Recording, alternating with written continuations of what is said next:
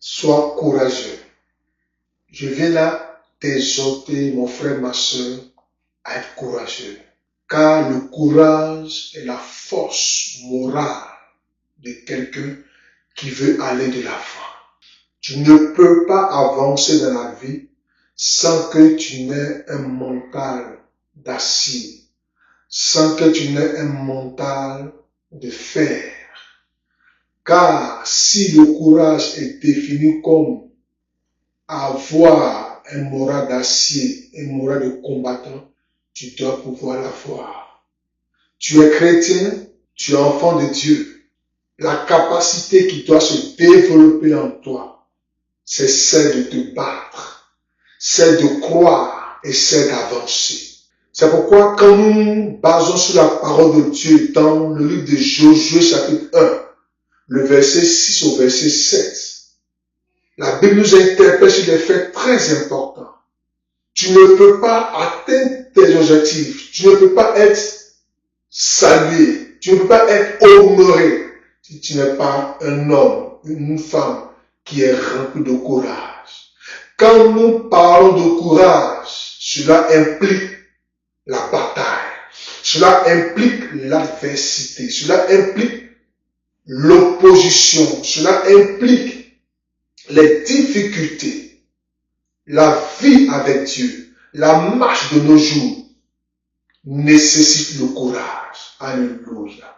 C'est pourquoi tu dois être courageux. Tu dois être courageux dans tout ce que tu fais, dans ton foyer, dans ton entreprise, dans tes projets, dans tout ce que tu entreprends, tu dois être courageux, tu dois être courageuse. Josué chapitre 1, à partir du verset 6 au verset 7, la Bible dit quoi? Il dit, fortifie-toi et prends courage. Dieu lui-même te dit, fortifie-toi et prends courage.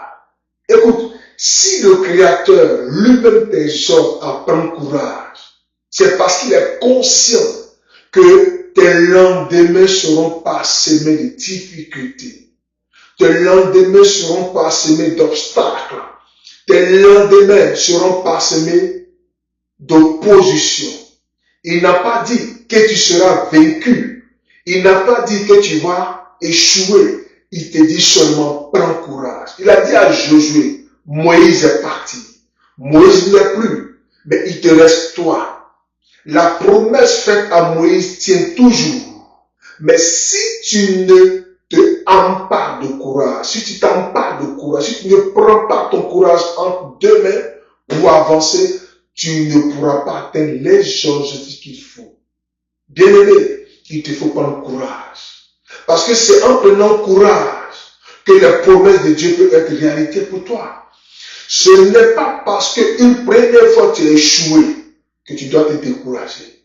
Ce n'est pas parce qu'une deuxième fois tu as échoué que tu dois te décourager. Non.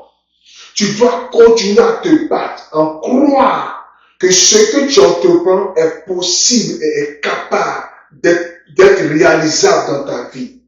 Josué nous enseigne ceci au verset 7 encore. Il dit, fortifie-toi seulement et aie bon courage. Regardez un peu la nuance. Il dit au verset 6, prends courage. Il dit au verset 7, fortifie-toi seulement et aie bon courage.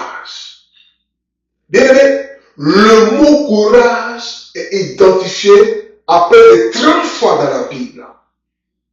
Si au moins, à une trentaine de fois, la Bible te dit de prendre courage, cela implique l'adversité qui est au-devant de toi. Je viens t'exhorter, je viens t'encourager, je viens te motiver, je viens stimuler en toi, je viens réveiller en toi cet esprit de courageux, cet esprit de courageuse que tu as. Tu ne dois pas baisser les bras.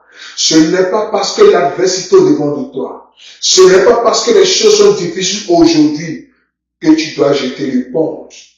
Dieu n'aime pas les paresseux. C'est pourquoi le Seigneur nous envoie vers la fourmi. La Bible déclare que Dieu te dit, regarde la fourmi, combien de fois elle travaille. Elle est si petite, mais elle est courageuse. Elle travaille nuit et jour. Elle travaille dans toutes les conditions difficiles, en fait d'amasser pour les mauvais jours, tu dois être une femme de courage. Tu dois être un homme de courage. Je viens t'exhorter à cela. Alléluia. Il faut te lever. Il faut croire en tes rêves. Cette année, tu dois te lever. Si 2024 a été pour toi des moments difficiles où tu as échoué dans certains domaines, cela ne veut pas dire que 2025 sera la même chose. Tu dois pouvoir te lever et t'armer de courage dans tout ce que tu entreprends. As-tu prévu voyager? As-tu prévu faire un business, monter une affaire? Il faut te lever. Là où tu avais échoué hier, il faut croire que cela est encore possible. Alléluia. Quand tu prends Nombre, le chapitre 13, verset 20, la Bible te parle encore de courage. La Bible te dit encore, lève-toi. Ce que tu avais fait au premier jour, refais-le encore. Dieu cherche des gens qui sont courageux. C'est pourquoi l'œuvre de Dieu a besoin des hommes et des femmes courageuses. L'œuvre de Dieu a besoin des hommes et des femmes qui prennent des initiatives pour avancer, qui prennent des initiatives pour aller au-delà de l'entendement. Je te dis, prends courage dans tout ce que tu entreprends. Dieu a donné Canaan à Israël, mais Dieu ne leur a pas dit que Canaan sera facile à posséder. Quel est le poste que tu veux avoir? Quelle est la position que tu cherches? Quelle est la posture que tu veux avoir? Il te faut prendre courage. Tu veux bâtir un foyer, tu veux bâtir une famille de bonheur, Dieu te demande de prendre courage. Tu es un leader dans la foi chrétienne, tu es un jeune pasteur dans le ministère, tu es un servant de Dieu, tu es un chrétien. Il faut prendre courage. Rien ne s'acquiert facilement. Tout ce qui s'acquiert facilement n'est pas de Dieu forcément. Ce qui ne veut pas forcément dire qu'avec Dieu tout est difficile, non. Je veux seulement te dire que tu peux rencontrer l'adversité, l'opposition, des obstacles. Ne baisse pas les bras. N'abandonne pas. Si Dieu lui-même te dit, aie bon courage, c'est lui-même Dieu qui te parle. Tu dois avoir bon courage dans tout ce que tu veux avoir. Et la grâce de Dieu se manifeste là pour toi. Pour avoir ce courage, souviens-toi les promesses de Dieu dans la Bible. Souviens-toi ce que Dieu t'a promis. Ce que Dieu t'a dit. Il est un bon Dieu. Il ne t'abandonnera jamais. Dieu ne te forcera pas à prendre courage si toi-même tu ne te lèves pas. La sémence est en toi. Le fruit de la sémence du courage est en tout un chacun. Cette sémence est en toi. Je veux t'emmener sur une image, cette image de David. Tout petit qu'il était, cette sémence de courage germait en lui. Il a cru que le Dieu qu'il prie était un Dieu fort, puissant. Quand tu mettras ta foi en Dieu, quand tu mettras tout ton cœur à la parole de Dieu, la sémence du courage qui est en toi germera si fortement. Ne te laisse pas abattre par les situations. Ne laisse pas le géant qui est devant toi te décourager. Ne laisse pas l'adversité te décourager. Ne laisse pas l'obstacle te décourager. Mais tu dois t'armer de courage. Jusqu'au bout, tu dois croire que c'est encore possible. Jusqu'au bout, tu dois t'armer de force, d'intelligence, de sagesse pour avancer. Ce qu'on obtient facilement n'a pas de valeur. C'est pourquoi Jésus lui-même a payé le prix à la croix. Il dit, qui enverrai-je? Il dit, moi, j'irai et je paierai le prix. Le courage est égal au prix que tu dois payer. Il n'y a pas de victoire sans qu'on ne paye un prix auparavant. Il n'y a pas de victoire sans courage. Je veux seulement que tu retiennes ces choses. Tu dois prendre courage. Comme Josué, Dieu lui a dit, lève-toi et prends courage. Et va prendre Canaan. Car c'est toi qui emmèneras Canaan.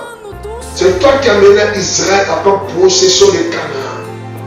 Je ne sais pas si tu es un leader, si tu es une femme au foyer, tu conduis ta maison, tu conduis des enfants, tu conduis des hommes. Il doit voir en toi la sémence du courage. Sois courageux. et sois courageuse, afin que la grâce de Dieu inonde ta vie. Je viens de détruire maintenant toutes ces manches contraires qui t'empêchent d'être courageuse. Tout ce qui t'amène à la fébrilité, à la paresse. Je détruis ces choses dans ton cœur, dans ta vie, au nom suprême de Jésus-Christ de Nazareth. Car tu es un guerrier, tu es une guerrière. Tu ne peux pas avoir des victoires dans la bataille si tu n'es pas un homme courageux, une femme courageuse. Lève-toi. Tu es tombé une fois, lève-toi. Tu es tombé deux fois, lève-toi.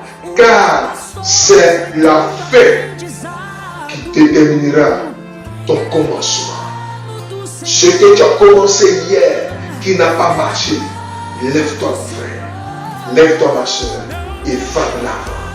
Bâtis ton avenir, bâtis ton ministère, bâtis ta maison, bâtis ton entreprise. Vas-y, tu réussiras, mais tu réussiras certainement par la grâce de Dieu. Que la paix, que la grâce, que la puissance de la parole de Dieu t'accompagne dans tout ce que tu entreprends. Au nom suprême de Jésus-Christ de Nazareth, sois béni.